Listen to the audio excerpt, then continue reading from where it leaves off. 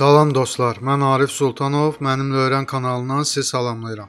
Dostlar, bu dərs yeni bir kompozisiya yaratmağı öyrənəcəyik. Gəlin başlayaq. Yeni bir composition yaratmağın bir neçə yolu var. Məsələn, buradan New Composition vurub, nastroykasını verib, buradan yarada bilərik. Və yaxud da buradan New Composition from Footage seçib, seçdiyimiz şəklə və videoya uyğun composition yarada bilərik. Daha sonra buradan bu üçüncünü Create New Composition seçməklə yeni bir kompozisiya yarada bilərik. Bundan əlavə də buradan yuxarıdan Composition-a gəlib New Composition seçməklə yeni bir kompozisiya yarada bilərik. Və yaxud da heç bir yerə getmədən klaviaturadan Ctrl-N-i basmaqla yeni bir kompozisiya yarada bilərik. Dostlar, gördüyünüz kimi yeni bir composition yaratmağın çoxlu sayda növü var. Bunların hansı sizə rahatdırsa, o yolla yeni bir kompozisiya yarada bilərsiniz. Məsələn, mən ən çox özüm bunu istifadə edirəm. Çünki həm project pəncərəsinə, həm də timeline pəncərəsinə yaxındır. Və yaxud da klaviaturadan Ctrl-N-i basmaqla yeni bir composition yaradıram. Gəlin indi yeni bir composition yaratmamışdan qabaq bura bir neçə şəkil və video əlavə edək. Biz fayl import eləməyi ötən dərslərdə sizinlə keçmişik. İstəsəz buradan fayl import seçməklə və yaxud da bu hissəyə mouse'la 2 dəfə vurmaqla import eləyə bilərik.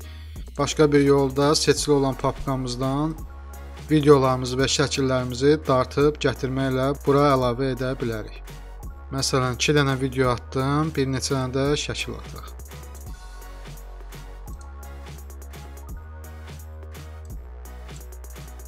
İndi isə dostlar, buranın səliqəli görünməsi üçün papkalar yaradaq. Bunları da biz ötən dərslərdə öyrənmişdik. Məsələn, videolar, yeni bir papka yaradaq. Buna da yazaq şəkillər.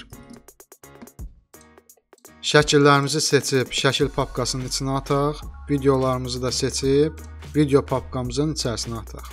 Çalışın həmişə bu qaydada işləyin. Çünki After Effects-i mükəmməl səviyyədə öyrənəndən sonra ola bilər ki, özünüz proyektlər yaradıb Video Hive saytına və yaxud da başqa saytlara öz proyektlərinizi sata bilərsiniz. Oradan böyük məbləğdə pullar qazana bilərsiniz. Onların da sizdən tələbi olacaq ki, göndərdiyiniz proyekti baxın bu qaydada səliqəli formada hazırlayasınız.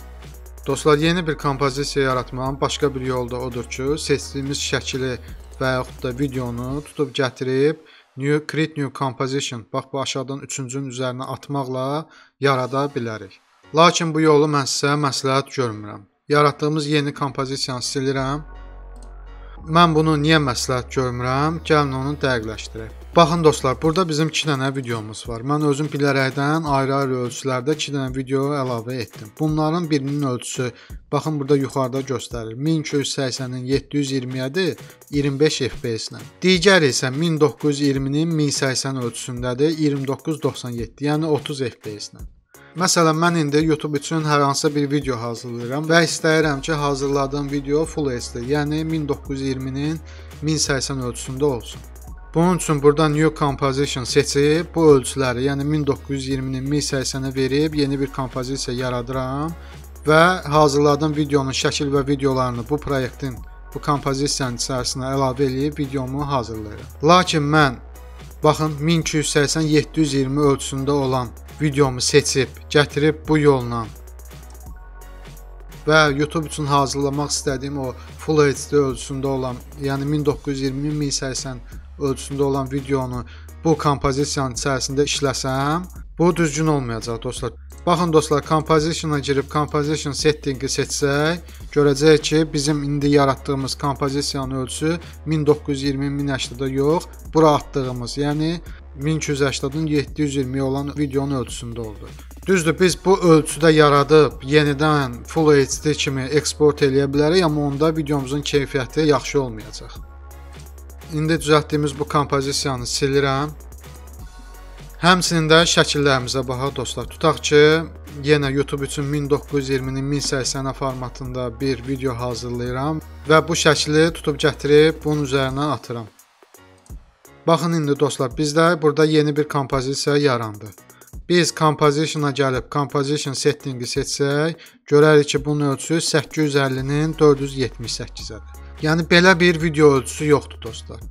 Bu formatda, yəni harasa video yollasaz, ola bilər ki, oradakı video player heç bunu açmaya bilər. Yəni bu standart bir ölçü deyil. Bu formatda video olmur. Dostlar, ola bilər ki, sizdən bu ölçüdə bir video hazırlamağı istəyərlər. Onda bu ölçüdə yarada bilərsiniz. Yenə dediyim kimi bu ölçüdə video formatı olmur. Yəni əslində bu səhvdir. Yenə bunu atmen eləyirəm və bu sonuncu kompozisiyonu silirəm. Bir sözlə dostlar, biz sonda hansı formatda, hansı ölçüdə render almaq istəyiriksə, əvvəlcədən o ölçüdə kompozisiyonu yaratmalıyıq. Gəlin indi sıfırdan yeni bir kompozisiyon yaratmağa başlayaq. Bayaq dediyim kimi bunun bir neçə yolu var. İstəsək buradan New Composition'ı seçə bilərik. İstəsək burada gəlib Composition, New Composition seçə bilərik. Və yaxud da klaviaturadan Ctrl-N-i basmaqla yeni bir Composition yarada bilərik. Və yaxud da bura gəlib bir dəfə üzərinə vurmaqla yeni bir Composition yarada bilərik. Baxın dostlar, burada biz yeni yaratdığımız kompozisiyanın adını yaza bilərik. Məsələn, yazaq 1920-nin 1080-i. İstənilən bir adı yaza bilərik. Daha sonra burada hazır presetlər var, video ölçüləri. Hansı ki, bunları mən əvvəlki o video resolution dərsində izah eləmişdim. Məsələn, indi biz buradan seçirik 1920-nin 1080-ə 25 FPS-nə. Baxın, ölçülər də burada gəldi. Biz burada ölçünün birini dəyişsək, məsələn 1080 yox, 1081 eləsək, fikir verin, yuxarıdakı bayaq seçdiyimiz ad dəyişib custom oldu. Yəni standartdan qırağa çıxdım və presetimiz dəyişdi. Bunu yenidən qaytarıram 1080-ə. Baxın, öz adı gəldi yuxarı. Seçdiyimiz bu ölçünün aspekti də 16:9-dur. Yəni düz bucaqlı formasında. Dostlar, daha sonra buradan FPS-ni dəyişə bilərik. Hansı ki, burada 25 FPS seçmişik. İstəsək bunu 25 yox, məsələn 28 eləyə bilərik. Baxın, yenə bu custom oldu. Yəni seçdiyimiz presetdən qırağa çıxdıq biz. Bunu istəsək 30 eləyə bilərik, istəsək 24 eləyə bilərik. Yəni bizim hazırlamaq istədiyimiz videoya uyğun FPS-i buradan seçə bilərik. Mən 25 saxlayıram bunu. Daha sonra dostlar, burada resolution'da görüntünün keyfiyyəti ilə bağlı seçimlər var. Full olanda videomuz yəni öz keyfiyyətində görünür.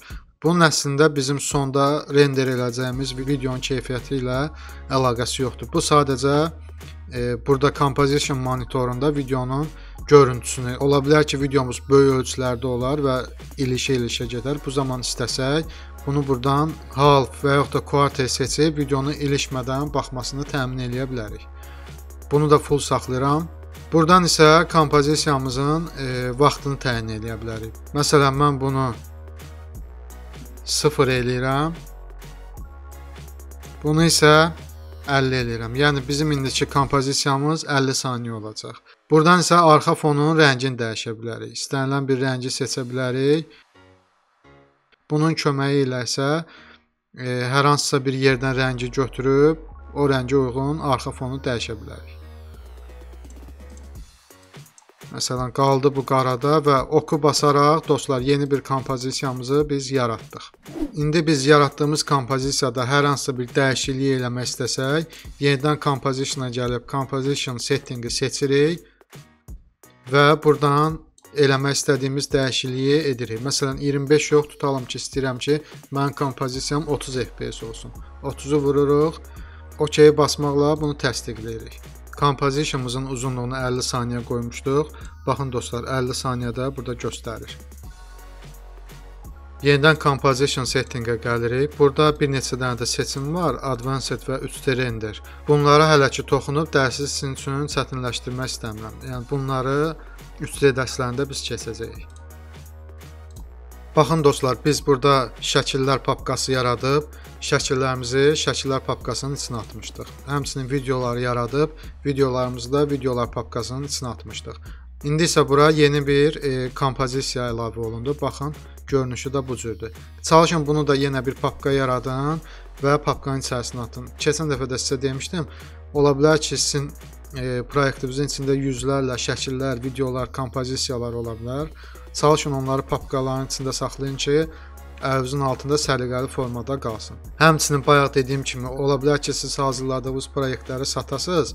Yəni bu zaman proyektlərinizi həmən saytlara upload eləyəndə bu formada qəbul eləməyəcəklər. Bunun üçün yenidən bir papka yaradırıq. Yaxşı olar ki, ingiliscə yazasınız videoları, şəkilləri. Məsələn, videolara videos, şəkillərə pictures yazmaqla, kompozisiyana da həmçinin comp yazmaqla. Amma indi yəni mən bunu ingiliscə yazmağıma ehtiyac yoxdur. Sizə izah eləmək üçün Azərbaycan dilində yazıram. Məsələn, bura yazıram comp.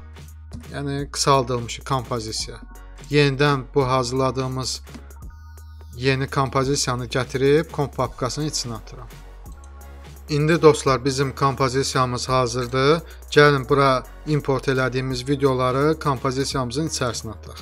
Baxın, bu videonu seçirəm. Yuxarıda videomuzun ölçüsünü göstərir. 1920-ni 1080-ə.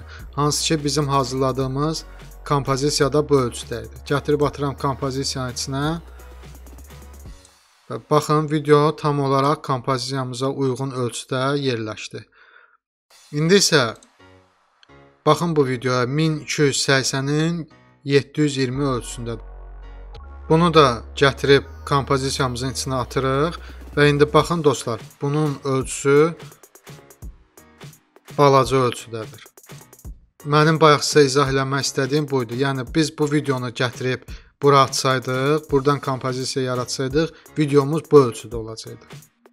Amma bizim istəyimiz oydu ki, videomuz tam keyfiyyətli formada və 1920-nin 1080 ölçüsündə olsun. Bunun üçün biz özümüz yeni bir kompozisiya yaratdıq və bizə lazım olan ölçüləri burada təyin etdik. Keçilən dərslə bağlı nə suallar yaransa, şərhlərdə sualınızı verin, mütləq şəkildə cavablandıracağam.